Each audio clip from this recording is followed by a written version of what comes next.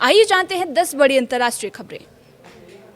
पहली खबर ईरान से है, जहां ईरान में विरोध प्रदर्शन तेज हो गए हैं और नतीजा ये हुआ कि अब तक 500 से ज्यादा लोगों की मौत हो गई है।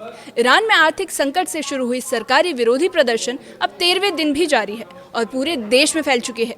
महंगाई, बेरोजगारी और सरकारी नीतियों के खिलाफ लोग सड़कों पर हैं। मानवाधिकार समूहों के अनुसार सुरक्षा बलों की कार्रवाई में अब तक 500 से ज्यादा लोग मारे जा चुके हैं, हजारों घायल हैं और कई लोग गिरफ्तार हो गए हैं। सरकार ने इंटरनेट ब्लैकआउट लगा रखा है, लेकिन कुछ लोग स्टारलिंक से जुड़कर जानकारी भेज रहे हैं। अमेरिकी राष्ट्रपति डोनाल्ड ट्रंप ने हिंसा रोकने की चेतावनी दी है और सैन्य हस्तक्षेप की धमकी दे दी है। वहीं तेहरान ने बातचीत के दरवाजे खुले रखे हैं, लेकिन स्थिति बेहद तनावपूर्ण है। दूसरी बड़ी खबर ट्रंप और टैरिफ से जुड़ी है, जहां ट्रंप ने ईरान पर टैरिफ लगाने का ऐलान कर दिया है। अमेरिकी राष्ट्रपति डोनाल्ड ट्रंप ने बड़ा ऐलान किया है कि जो भी देश ईरान के साथ कारोबार करेगा, अमेरिका उसके साथ व्यापार पर 25% टैरिफ लगा देगा। ये कदम ईरान के प्रदर्शनों और वहां की सरकार पर दबाव बनाने के लिए है।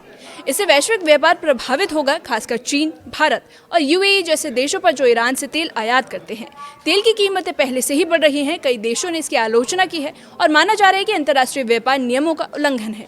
लेकिन ट्रंप का कहना है कि ईरान की सरकार को कमजोर करने और प्रदर्शनकारियों की मदद के लिए बेहद जरूरी है।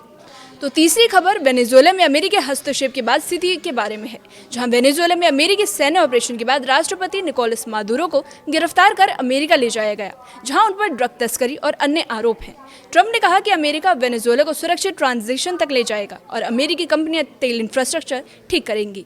कई देशों ने इसे अंतर्राष्ट्रीय कानून का उल्लंघन बताया और विरोध प्रदर्शन तेज हो गए हैं। वेनेजुएला में अंतरिम सरकार है, लेकिन स्थिति अस्थिर है। इसके तेल सप्लाई पर असर पड़ सकता है, क्योंकि वेनेजुएला बड़ा तेल उत्पादक है। चौथी खबर ट्रंप की, जहां ग्रीनलैंड पर ट्रंप की नजर है। ट्रंप फिर ग्रीनलैंड को अमेरिका में शामिल करने की बात कर रहे हैं। उन्होंने कहा कि अगर डेनमार्क नहीं देगा तो सैन्य विकल्प भी खुले हैं, क्योंकि रूस या चीन इसे ले लेंगे। डेनमार्क और ग्रीनलैंड ने कड़ी आपत्ति जताई है और ट्रंप का तर्क है कि नेशनल सिक्योरिटी और आर्कटिक रिसोर्सेज के लिए बेहद जरूरी है। इससे नाटो में तनाव बढ़ सकता है, क्योंकि डेनमार्क नाटो का सदस्य है। यूरोपीय देश बातचीत से समस्या सुलझाने की कोशिश कर रहे हैं। और पांचवी खबर ग्रोक से जुड़ी है। मलेशिया इंडोनेशिया ने ग्रोक को बैन कर दिया है। मलेशिया और इंडोनेशिया ने एलन मस्क के ग्रोक एआई को बैन कर दिया है और इसकी वजह है इसका दुरुपयोग महिलाओं और बच्चों की नॉन कंसेंशुअल सेक्सुअल इमेज बनाने में हो रहा था। ये पहले देश है जो ग्रोक को ब्लॉक कर रहे हैं। एआई रेगुलेशन पर वैश्विक बहस तेज हो गई है, क्योंकि ग्रोक के इमेज जनरेशन फीचरों से हजारों फेक इमेज बनी है। उसके बाद देखेंगे कैसे तेल की कीमतें 7 हफ्ते के हाई पर पहुंच चुकी है। ईरान के प्रदर्शनों, निर्यात कमी और ट्रंप की पॉलिसी से तेल की कीमतें 7 हफ्ते के उच्च स्तर पर पहुंच गई हैं। ब्रेंट क्रूड $70 के करीब है। वैश्विक बाजार में उतार चढ़ाव है, लेकिन सप्लाई ज्यादा है। भारत जैसे आयातक देशों पर महंगाई का दबाव बढ़ सकता है। वेनेजुएला की स्थिति से भी असर पड़ रहा है, लेकिन लंबे समय से कीमतें कम रहने की उम्मीद है। सातवीं खबर है न्यूयॉर्क में नर्सों की हड़ताल के बारे में। अमेरिका के न्यूयॉर्क में 15,000 नर्सें बड़े अस्पतालों में हड़ताल पर हैं और वजह है बेहतर सैलरी, स्टाफिंग और सुरक्षा की मांग। अस्पतालों में मरीजों की देखभाल प्रभावित हो रही है, कुछ ऑपरेशन रद्द कर दिए गए हैं और यूनियन कहती है कि अमीर अस्पताल नर्सों के हेल्थ बेनिफिट्स काटना चाहते हैं। आठवीं बड़ी खबर जर्मनी के चांसलर मर्ज के भारत दौरा के बारे में। German chancellor Friedrich Merz Bharat दौरे पर हैं। मोदी के साथ अहमदाबाद में साबरमती आश्रम गए और अंतर्राष्ट्रीय पतंग महोत्सव में हिस्सा लिया। बातचीत में EU India free trade deal जनवरी अंत तक संभव बताई गई है। डिफेंस को प्रोडक्शन, AI और मिनरल्स पर समझौते हुए दोनों देशों के रिश्ते मजबूत हो रहे हैं। उसके बाद 9वीं खबर है यूएन की 2026 ग्लोबल इकोनॉमी रिपोर्ट की जानकारी। तो संयुक्त राष्ट्र ने 2026 की विश्व आर्थिक रिपोर्ट जारी कर दी है।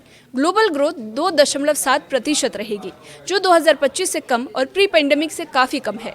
ट्रेड टेंशन, फिस्कल प्रॉब्लम्स और जियोपॉलिटिकल रिस्क मुख्य वजह हैं।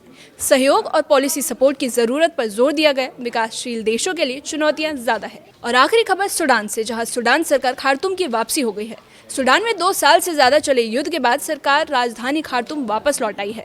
प्रधानमंत्री ने 2026 को पीस ईयर घोषित किया। लाखों विस्थापित लोग थे, अब स्थिरता और पुनर्निर्माण की उम्मीद लगाए बैठे हैं। युद्ध में हजारों लोग मारे गए, लेकिन अब शांति प्रयास तेज होंगे।